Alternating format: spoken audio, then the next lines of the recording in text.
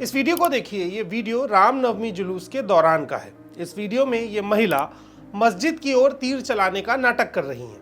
ये महिला हैदराबाद लोकसभा सीट से बीजेपी की उम्मीदवार माधवी लता हैं। माधवी लता इस सीट से एआईएमआईएम के प्रमुख असदुद्दीन ओवैसी के मुकाबले में खड़ी हैं। एआईएमआईएम हैदराबाद लोकसभा सीट को पिछले 40 सालों में एक बार भी नहीं हारा है और पिछले 10 लोकसभा चुनावों से लगातार जीत हासिल करती आ रही है। लेकिन इस बार बीजेपी ने हिंदुत्ववादी महिला उम्मीदवार को टिकट देकर बड़ा दांव खेला है। तो क्या इस बार बीजेपी असदुद्दीन ओवैसी को हैदराबाद में शिकस्त देने में कामयाब होगी या फिर इस बार भी ओवैसी बाजी मार जाएंगे? चलिए जानते हैं इस वीडियो में। नमस्कार, मेरा नाम राघव है और आप पॉलिटिक्स देख रहे हैं। एआईएमआईएम पार्टी, जिस पर आजादी मिलने के बाद भारत सरकार ने बैन लगा दिया था, आखिर हैदराबाद में वो इतनी बड़ी शक्ति कैसे बनी है? 40 साल से उसे कोई हरा नहीं पाया है। एआईएमआईएम के इतिहास को दो हिस्सों में बांटा जा सकता है। पहला 1928 में जब नवाब महमूद नवाज खान के हाथों से मजलिस की स्थापना हुई और उसके बाद से 1948 तक यह संगठन हैदराबाद को एक अलग मुस्लिम राज्य बनाए रखने की वकालत करता रहा। इसके बाद जब 1948 में हैदराबाद राज्य का भारत में विलय हुआ तो नेहरू सरकार ने इस पर प्रतिबंध लगा दिया। तब तक मजलिस की बागडोर कासिम राजवी के हाथों में थी और वो हैदराबाद राज्य के विरुद्ध भारत सरकार की कार्यवाही के खिलाफ थे, जिसके बाद उन्हें गिरफ्तार कर लिया गया और बाद में वो पाकिस्तान चले गए। इसके बाद मजलिस की बागडोर एक मशहूर वकील अब्दुल वहाद ओवैसी के हाथों में आ गई और यहीं से मजलिस का दूसरा भाग शुरू हुआ। सबसे पहले पार्टी ने अपने नाम में ऑल इंडिया जोड़ा और साथ ही अपने संविधान में बदलाव किए, जिसके चलते साल 1957 में भारत सरकार द्वारा पार्टी की बहाली कर दी गई। 1957 के बाद से पार्टी ओवैसी परिवार के हाथ में रही है। अब्दुल वाहद के बाद सलाउद्दीन ओवैसी पार्टी के अध्यक्ष बने और उसके बाद से उनके पुत्र असदुद्दीन ओवैसी साल 2008 से पार्टी के अध्यक्ष हैं।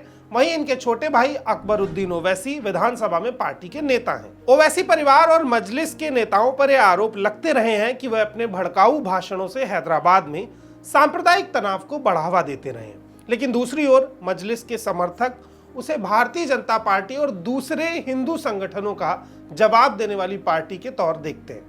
एआईएमआईएम ने अपनी पहली चुनावी जीत 1960 में दर्ज की, जबकि सलाउद्दीन ओवैसी हैदराबाद नगर पालिका के लिए चुने गए और फिर 2 वर्ष बाद वो विधानसभा के सदस्य बने।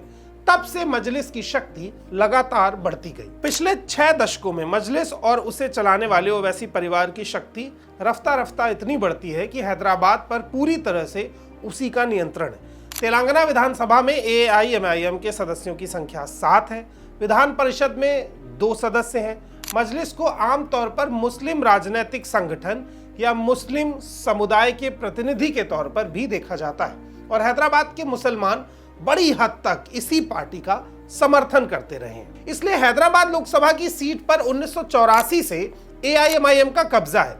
यानी कि पिछले 40 सालों से हैदराबाद की लोकसभा सीट पर एआईएमआईएम एक बार भी नहीं हारी है। आजादी के बाद से हैदराबाद में लोकसभा में हुए कुल 17 चुनावों में से 10 बार ओवैसी परिवार की जीत हुई है। सिर्फ 7 बार ही अन्य लोगों को मौका मिला है।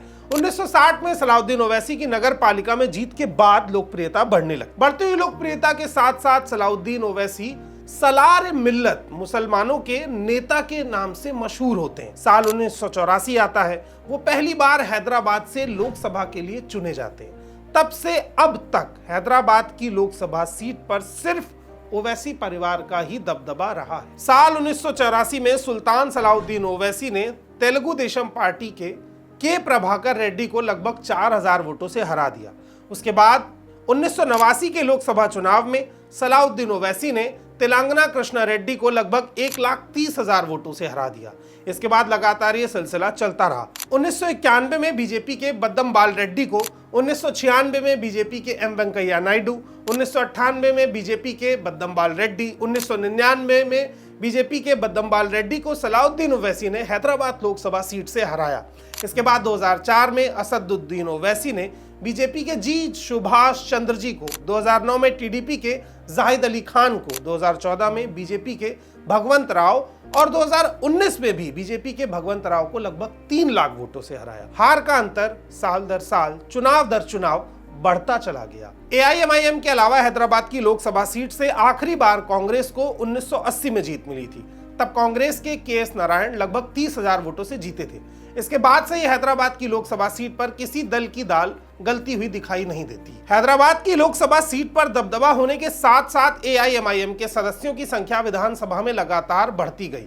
हालांकि कई बार पार्टी पर एक सांप्रदायिक दल होने के आरोप भी लगे हैं, लेकिन आंध्र प्रदेश की बड़ी राजनीतिक पार्टियां कांग्रेस और तेलुगु देशम दोनों में अलग अलग समय पर उससे गठबंधन बनाए रखा है। चलिए अब बात करते हैं बीजेपी इस बार मुकाबले में कहां खड़ी है और क्या गेम कर रही है। कांग्रेस ने अभी इस सीट पर अपना उम्मीदवार घोषित नहीं किया है। ऐसे में अभी असदुद्दीन ओवैसी के सामने जो बड़ी चुनौती है वो माधवी लता ही है। तो क्या आने वाले 2024 के लोकसभा चुनाव में माधवी लता ओवैसी को टक्कर दे सकती हैं? इसे समझने के लिए हमें कई समीकरण भी समझने पड़ेंगे जो उस सीट से जुड़े हुए हैं। देखिए, हैदराबाद नगर निगम देश के बड़े म्युनिसिपल कॉरपोरेशन में शामिल है। पिछले चुनावों में टीआरएस अब बीआरएस को 145 सदस्यीय निगम में 45 सीटें मिली थी। एआईएमआईएम के खाते में 44 सीटें आई थी, बीजेपी को 47 सीटें मिली थी। इसके बाद पार्टी हैदराबाद नगर निगम के मुख्य विपक्षी पार्टी बनी। कांग्रेस पार्टी को यहां सिर्फ 10 सीटों पर जीत हासिल हुई थी। इसके अलावा विधानसभा चुनावों में भी एआईएमआईएम का मुकाबला बीजेपी से होता आया है। हैदराबाद लोकसभा क्षेत्र में कुल 7 विधानसभा क्षेत्र आते हैं। इनमें गोशामहल की सीट को छोड़ दें सभी सीटों पर एआईएमआईएम का कब्जा है।